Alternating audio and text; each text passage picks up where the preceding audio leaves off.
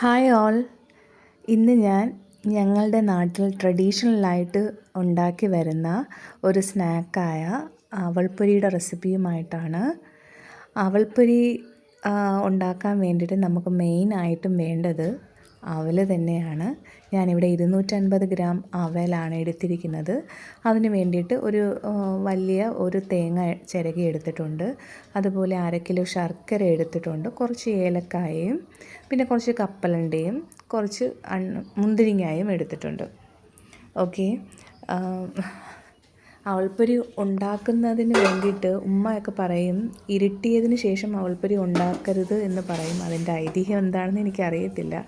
അതുകൊണ്ടാണ് ഞാൻ ഇരുട്ടിയിട്ടില്ല എന്നൊന്ന് വെളിയിൽ ജനലിൽ കൂടെ ഒന്ന് കാണിച്ചത്. ശർക്കര ഒരു പോട്ടിലോട്ട് ഒരു 1/2 ഗ്ലാസ് വെള്ളവും ഒഴിച്ച് ഒന്ന് മെൽറ്റ് ചെയ്യാൻ വേണ്ടിയിട്ട് വെക്കണം. വെള്ളം ഒരുപാട് കൂടി പോകരുത്, വളരെ കുറച്ച് വെള്ളമേ വെക്കാവൂ. ഞാനിവിടെ ഒരു 3/4 ഗ്ലാസ് വെള്ളം എടുത്തിട്ട് കുറച്ച് വെള്ളം മാറ്റിയിട്ടുണ്ട്. അതായത് ഒരു 1/2 ഗ്ലാസ് വെള്ളം മതിയാവും. അതുപോലെ മറ്റൊരു പാത്രത്തിലോട്ട് ഞാൻ അവൽ വറുക്കാനും വെച്ച് കൊടുത്തിട്ടുണ്ട്. മറ്റേ അടുപ്പിൽ ശർക്കര അവിടെ മെൽറ്റ് ആവുന്നുണ്ട്. ഞാനിവിടെ അവൽ വറുക്കാനും കൂടെ വെച്ചിട്ടുണ്ട്. അവൽ നന്നായിട്ട് വറുത്തെടുക്കണം. വറുക്കുമ്പോൾ ഭയങ്കരമായിട്ടങ്ങ് മൂത്ത് പോകരുത്. ഒരു മീഡിയം ഫ്ലെയിമിലിട്ട് ഒരു 3/4 വേവാവുന്നത് നമ്മളൊന്ന് വറുത്തെടുക്കണം. എന്നിട്ട് ആ പാത്രത്തിൽ തന്നെ അടുത്ത ചിരകിയ തേങ്ങയും കൂടെ ഇട്ട് ഒന്ന് വറുത്തെടുക്കണം. തേങ്ങ വറുത്തെടുക്കുമ്പോഴും നമ്മൾ ചില കറിക്കൊക്കെ അരയ്ക്കുന്ന പോലെ ഒരുപാട് മൂത്ത് പോവേണ്ട കാര്യമില്ല. തേങ്ങ വറുക്കുമ്പോഴും നമ്മൾ എങ്ങനെയാണ് അതിൻ്റെ ഒരു നനവ് നമ്മളൊന്ന് തൊട്ട് നോക്കുമ്പോൾ അതിൻ്റെ ഈർപ്പം ഒന്ന് മാറുന്നത് വരെ നമ്മൾ ജസ്റ്റ് ഒന്ന് തേങ്ങയും ഒന്ന് വറുത്തെടുക്കേണ്ട ആവശ്യമുണ്ട്. എന്നിട്ട്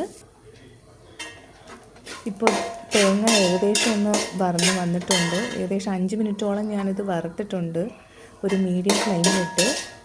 അതുപോലെ മറ്റേ അടുപ്പിൽ ശർക്കര പാനി തിളച്ചുകൊണ്ടിരിക്കുകയാണ്. അപ്പോൾ തേങ്ങ ഏകദേശം വറുന്ന് വന്നിട്ടുണ്ട്. അപ്പോൾ ഞാൻ ആ തേങ്ങയിലോട്ട് ശർക്കര ഉരുക്കിയത് ഒന്ന് അരിച്ചൊഴിച്ച് കൊടുത്തിട്ടുണ്ട്.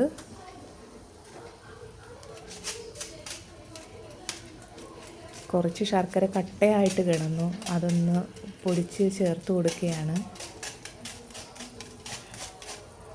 ശർക്കര നല്ലോണം അരിച്ചൊഴിച്ചതിന് ശേഷം തേങ്ങയുമായിട്ട് ചേർന്ന് നന്നായിട്ട് ഇളക്കി കൊടുക്കണം.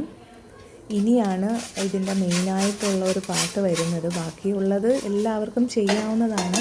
ഇനി ഈ ശർക്കരയിൽ വെള്ളം ഏകദേശം കറക്റ്റ് പരുവമായിട്ട് വറ്റി വന്ന് നമ്മളൊന്ന് ടച്ച് ചെയ്ത് നോക്കുമ്പോൾ ജസ്റ്റ് ഒന്ന് വലിയുന്ന പരുവം, ഒരുപാടങ്ങ് വലിയുന്നത് വരെ വെച്ചേക്കരുത്. നമ്മൾ ജസ്റ്റ് ഒന്ന് വലിയുന്ന പരുവം മാത്രമേ ആവാവൂ. ഒരുപാട് വലിഞ്ഞു പോയി കഴിഞ്ഞാൽ ഈ നമ്മളെ അവൽപ്പൊരി ഒരുപാടങ്ങ് ഡ്രൈ ആയി പോവും. അങ്ങനെ ആവാതിരിക്കാൻ വേണ്ടിയിട്ടാണ് നമ്മൾ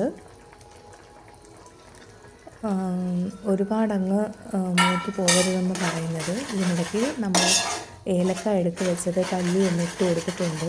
എന്നിട്ട് നന്നായിട്ട് ഇളക്കുന്നുണ്ട്. അതേപോലെ മറ്റേ അടുപ്പിൽ ഞാനൊരു പാൻ വെച്ച് കൊടുത്തിട്ട് അതിനകത്തിപ്പോൾ നെയ്യ് ഒഴിച്ചിട്ട് കപ്പലണ്ടിയും മുന്തിരിങ്ങയും കൂടെ വറുത്തെടുക്കാൻ വേണ്ടിയിട്ട് ഞാൻ അടുപ്പ് കത്തിച്ചിട്ടുണ്ട്.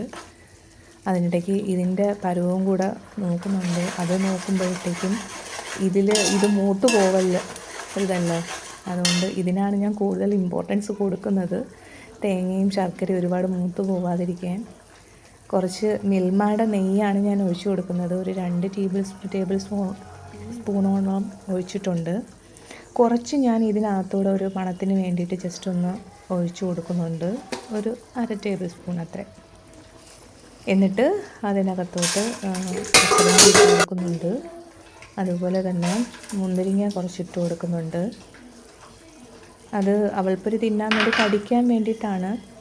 ചിലർ അണ്ടിപ്പരിപ്പ് ചേർക്കാറുണ്ട്, ചിലർ പൊട്ടുകടലയുണ്ടല്ലോ അത് ചേർക്കാറുണ്ട്. പൊട്ടുകടല ഒരുപാട് പേര് ചേർക്കാറുണ്ട്. പക്ഷേ എനിക്കത്ര ഇഷ്ടമില്ലാത്തതുകൊണ്ടാണ് ഞാൻ പൊട്ടുകടല ചേർക്കാഞ്ഞത്. ഇവിടെ സോറി, അണ്ടിപ്പരിപ്പെന്നാണ് അത്രയും വരുന്നത്. കപ്പലണ്ടിയും മുന്തിരിങ്ങയും നന്നായിട്ടൊന്ന്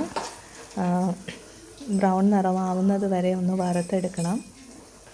വറുത്തെടുത്തതിന് ശേഷം നമുക്ക് ഫ്ലെയിം ഓഫാക്കി വെച്ചേക്കാം. പിന്നെ അവൽപ്പൊരി ഇങ്ങോട്ട് ചേർക്കുന്ന സമയത്ത് മാത്രം അത് ചേർത്താൽ മതിയാവും. ഈ അവൽപ്പൊരി മെയിനായിട്ടും ഞങ്ങളെ നാട്ടിൽ എൻ്റെ വീട്ടിൽ ഞാൻ ഉണ്ടാക്കി കാണാറ്. മെയിനായിട്ടും ഒന്നെന്ന് പറയുന്നത് നമ്മളെ ഗർഭിണികൾക്ക് പലഹാരം കൊടുക്കത്തില്ലേ 7-ാം മാസത്തിൽ, അതിൽ മെയിനായിട്ടുള്ള ഒരു പലഹാരമാണ് ഈ അവൽപ്പൊരി. അതുപോലെ തന്നെ നമ്മൾ ഗൾഫിലൊക്കെ നിൽക്കുന്ന നമ്മളെ റിലേറ്റീവ്സിനെല്ലാം കൊടുത്തു വിടാൻ വേണ്ടിയിട്ടും ഞങ്ങൾ ഈ അവൽപ്പൊരി ഉണ്ടാക്കാറുണ്ട്. ഗൾഫിൽ കൊടുത്ത് വിടുന്നുണ്ടെന്ന് പറയുമ്പോൾ തന്നെ നിങ്ങൾക്ക് മനസ്സിലാവുമല്ലോ, ഇത് ഒരുപാട് നാൾ ചീത്തയാവാതിരിക്കുന്ന സാധനമാണ്. അതുകൊണ്ട് ഗൾഫിലൊക്കെ കൊടുത്തു വിടുമ്പോഴത്തേക്കും അവിടെ അവർക്കൊരു ബ്രേക്ക്ഫാസ്റ്റായിട്ടും പഴം കൂട്ടിയൊക്കെ കഴിക്കാൻ ഇവിടെ വീട്ടിലുള്ളവർക്കെല്ലാം വലിയ ഇഷ്ടമാണ്.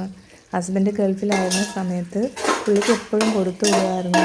ഇപ്പോഴും നമ്മുടെ പല റിലേറ്റീവ്സിനും അവൽപ്പൊരി ഉണ്ടാക്കി കൊടുത്തു വിടാറുണ്ട്. ഒരു വീഡിയോ ഇവിടെ അവൽപ്പൊരിയും ഞാൻ ആ വറുത്ത് വെച്ചിരുന്ന കപ്പലണ്ടിയും മുന്തിരിങ്ങയും ഇട്ട് കൊടുക്കുന്ന വീഡിയോ റെക്കോർഡായില്ല.